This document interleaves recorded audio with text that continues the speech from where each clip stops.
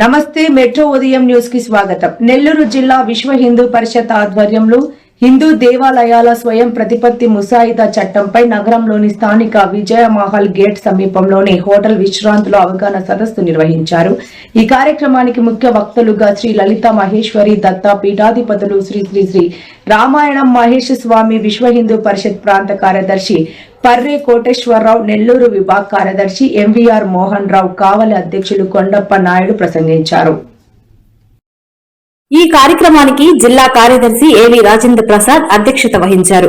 ఈ కార్యక్రమానికి విశ్వ హిందూ పరిషత్ ప్రాంత జిల్లాల ప్రతినిధులు, జిల్లాలోని పీఠాధిపతులు, మఠాధిపతులు, అర్చక పురోహితులు, వివిధ హిందూ సంఘాల ప్రతినిధులు, ఆర్ఎస్ఎస్ ప్రతినిధులు, ప్రజాప్రతినిధులు, విశ్రాంత సైనికులు, లాయర్లు, డాక్టర్లు, ఇంజనీర్లు, రైతులు, అనేక వ్యవస్థలకు సంబంధించిన ప్రముఖులు తదితరులు పాల్గొన్నారు.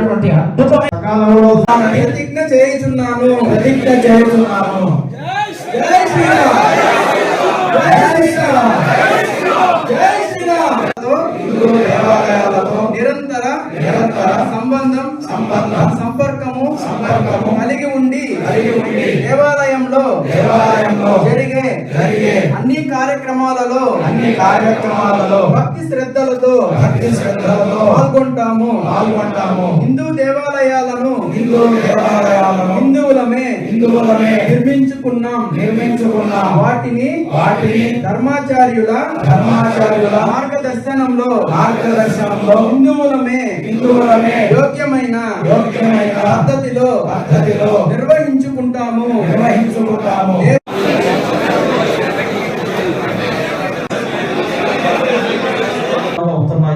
ఆలయాల భూములు అన్యాక్రాంతం అవుతున్నాయి. ప్రభుత్వ ఆలయాల భూములు ప్రభుత్వ భూములే అనే భావన రోజు రోజుకు పెరిగిపోతున్నది. నిర్మాణం చేసుకోగలిగారు. దీనికి రాజకీయ వ్యవస్థలు సహకరించాయా, ధార్మిక వ్యవస్థలు సహకరించాయా, సాంస్కృతిక వ్యవస్థలు సహకరించాయా, ప్రజలందరూ సహకరించారా?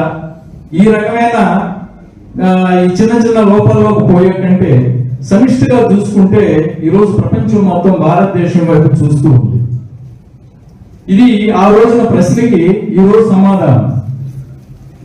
అలాగే స్వతంత్ర ప్రతిపత్తికి సంబంధించి 1986లో చల్లాపడే కమిషన్ నివేదిక ఇచ్చినప్పుడు అసెంబ్లీలో అడిగారు, ఎన్టీ రామారావు గారి ప్రభుత్వం ఉండదు. అప్పుడు మీరు దేవాలయం మీ చేతికి వస్తే, అంటే ఆ బిల్లు వచ్చినప్పుడు చర్చకు వచ్చినప్పుడు కొద్దిమంది పెద్దలు అసలు మీరు కమిషన్ వేయటం ఏంటి, మీరు నిర్వహించడం ఏంటి, మా దేవాలయం మాకు అప్పచెబితే మేము నిర్వహించుకుంటాము అన్నప్పుడు అదే అసెంబ్లీలో ఉన్న కొద్దిమంది పెద్దలు దేవాలయాలు హిందువుల చేతికి ఇస్తే హిందువులు నిర్వహించుకునే స్థితిలో ఉన్నారా అని అడిగారు. కాబట్టి ఆ రోజు ఏదైతే స్వతంత్రం వస్తే మీ దేశాన్ని మీరు పునర్నిర్మించుకొని పరిపాలించుకోగలరా అన్న ప్రశ్నకి ఈ రోజు సమాధానం ఎలా ఉంటుందో ఆ రోజు ప్రశ్నకి సమాధానం ఈ రోజు ఇక్కడ కూర్చోగలిగాము. శ్రీమాత్రే నమః. హిందూ ఆలయాల పరిరక్షణ కోసం ముసాయిదా చట్టాన్ని రూపొందించి హిందూ దేవాలయాలని పరిరక్షించుకునే సంకల్పంలో భాగంగా నెల్లూరు సిటీలోని ఈ విశ్రాంతి హోటల్లో సుమారు 200 మంది పైచిలకు ఈ నగర ప్రముఖులు, వివిధ పార్టీలు, నాయకులు, అదేవిధంగా హిందూ ధార్మిక సంస్థలు, బ్రాహ్మణ సంఘాలు, ఆలయాల అర్చకులు, పీఠాధిపతులు, స్వామీజీలు, మహిళలు ఈ యొక్క ముసాయిదా చట్టం అవగాహన సదస్సులో పాల్గొనడం, ఈ ముసాయిదా చట్టంపై వారు వెలిబుచ్చినటువంటి ప్రశ్నల్ని, సందేహాలని వాటిని నమోదు చేసుకుని పరిషత్తు ప్రాంత పెద్దలకు తెలియజేయడానికి ప్రాంతం నుంచి పరిషత్తు ప్రధాన కార్యదర్శి శ్రీ కోటేశ్వరరావు గారు,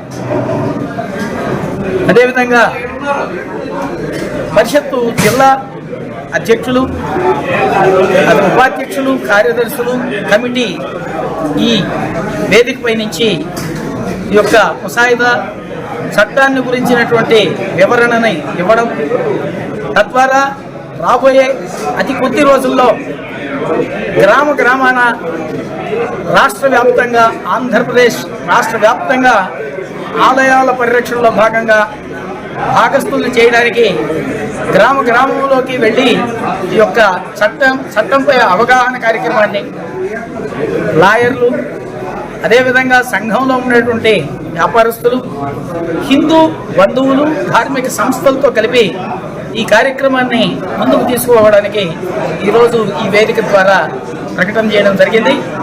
అందరికీ కూడా ఇచ్చేసిన అందరికీ కూడా శుభాకాంక్షలు తెలియజేస్తూ పరిషత్తు ప్రాంత గౌరవ అధ్యక్షుడిగా లలిత భరద్వాజ దత్తపీఠం లలితామహేశ్వర ఆశ్రమం రామాయణం మహేశ్వరం. జై శ్రీరామ్. పేరు కాకు మురళీరెడ్డి, హిందూ చైతన్య వేదిక అడ్వకేట్.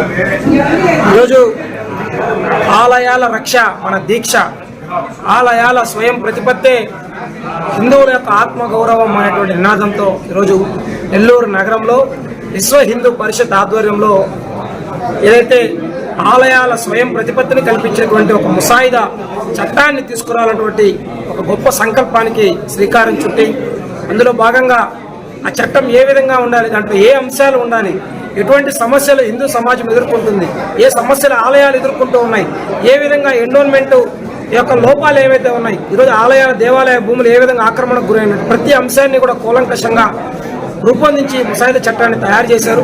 దానిపైన విస్తృతంగా చర్చ జరిగింది. ఈరోజు పెద్దలు అనేక మంది విశ్వ హిందూ పరిషత్ రాష్ట్ర కార్యదర్శి వర్లైనటువంటి కోటేశ్వరరావు గారు, అదేవిధంగా హిందూ మహాసభ అధ్యక్షులు మహేష్ స్వామి గారు, అదేవిధంగా ఏవిఆర్ మోహన్ రావు గారు, విశ్వ హిందూ పరిషత్ నాయకులు అందరి ఆధ్వర్యంలో ఈరోజు జరిగినటువంటి కార్యక్రమంలో వందలాది సంఖ్యలో వివిధ హిందూ ధార్మిక సంస్థల ప్రతినిధులు అందరూ కూడా పాల్గొన్నారు.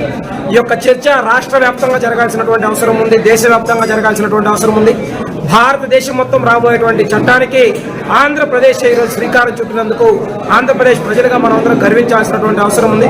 హిందూ ఆలయాలను కాపాడుకోలేకపోతే భవిష్యత్తులో హిందువుల మనుగడే ప్రశ్నార్థకమైనటువంటి పరిస్థితి ఉంది. కాబట్టి ఈ యొక్క హిందూ యొక్క ఆలయాల స్వయం ప్రతిపత్తిని తీసుకుని వచ్చే విధంగా ఈరోజు రాజ్య ధార్మిక పరిషత్ కావచ్చు, రాష్ట్ర ధార్మిక పరిషత్ కావచ్చు, ఈ యొక్క వ్యవస్థను ఏర్పాటు చేసుకుని జిల్లా స్థాయిలో జిల్లా ధార్మిక పరిషత్తులను కూడా ఏర్పాటు చేసుకుని హిందువుల ఆలయాలని హిందువులే నిర్వహించుకునేటువంటి విధంగా భవిష్యత్తులో మార్పులు రావాలని, దానికి హిందూ సమాజం అంతా సంఘటితంగా ఉండాలని, ప్రభుత్వ యంత్రాంగం దీనికి సహకరించాలని, సహకరించకపోతే హిందూ సమాజమే ఒత్తిడి చేసి తీసుకునేటువంటి పరిస్థితికి కూడా ప్రజలు సమాయత్తం అవ్వాలని చెప్పి కూడా సభ ద్వారా తీర్మానం చేయడం జరిగింది.